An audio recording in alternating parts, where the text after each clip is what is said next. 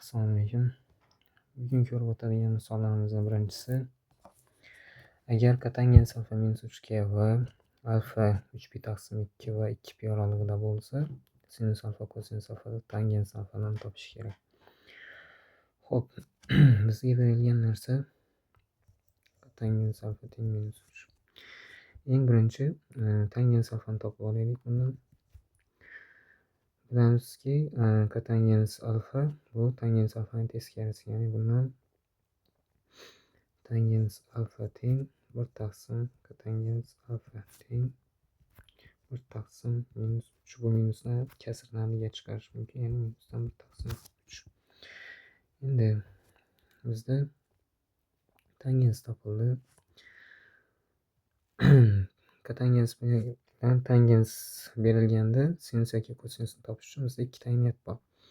1 plus tangens kvadrat taqsim tangens kvadrat alfa teng 1 taqsim kosinus kvadrat alfa yoki 1 plus kotangens kvadrat alfa teng 1 taqsim sinus kvadrat alfa.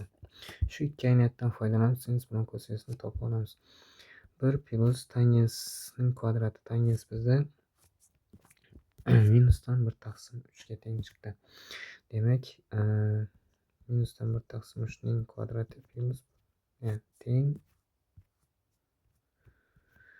1 taqsim kosinus kvadrat alfa. Buni soddalashtiradigan bo'lsak, 1 plus 1 taqsim 9 teng 1 taqsim kosinus kvadrat alfa. 10 taqsim 9 teng 1 taqsim kosinus kvadrat alfa. Ikki tarafni ham teskarilab, ya'ni minus birinchi darajaga ko'tarib olsak, ikki tarafni ham 9 taqsim 10 teng kosinus kvadrat alfa taqsim 1 bo'ladi. Bu birini yozib o'tiramiz. Shunda kosinus alfa teng bo'ladi. Ildizga olsam 3 taqsim ildiz 10 chiqarib plus minusdan. Endi biz plus yoki minus ekanligini chorakga qarab aniqlab olamiz.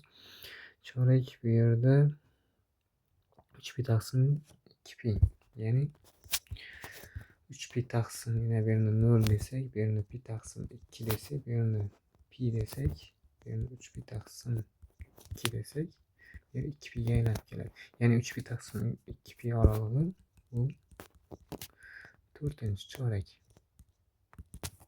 4-chorakda kosinus musbat. Demak, biz buni plus minusidagi joydan faqat plus joyini olamiz. Endi ikkinchi ayniyatdan sinusni topib olamiz.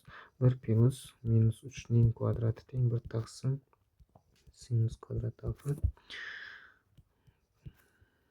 Buni osongina usuldan ketmaylik. Endi kosinus berilib topdik. Bundan osongina sinusni topib qo'ya olamiz. Ya'ni sinus alfa teng o'z ostida 1 minus kosinus kvadrat alfa. Endi buni ham oldida plus minusi bo'ladi. Plus yoki minus degan yana 4-chorakda sinusning ishorasi manfiy ekanligidan foydalanib, mana bunga minus ishorasini qo'yamiz. Teng minusdan 1 minus kosinusning kvadrati, ya'ni kosinus kvadrat alfa bizada mana bunda berilgan. 9 taqsim 10 ni qo'yib yuboramiz. Shunda minusdan o'z ostida 1 taqsim 10 yoki buni 1 taqsim o'z ostida 10 deb yozsa bo'ladi. Demak, javob bo'ladi bizda sinus alfa teng minusdan 1 taqsim o'z ostida 10, kosinus alfa teng 3 taqsim o'z ostida 10, tangens alfa teng minusdan 1 taqsim 3. Bizga berilgan kotangens alfa teng minus 3.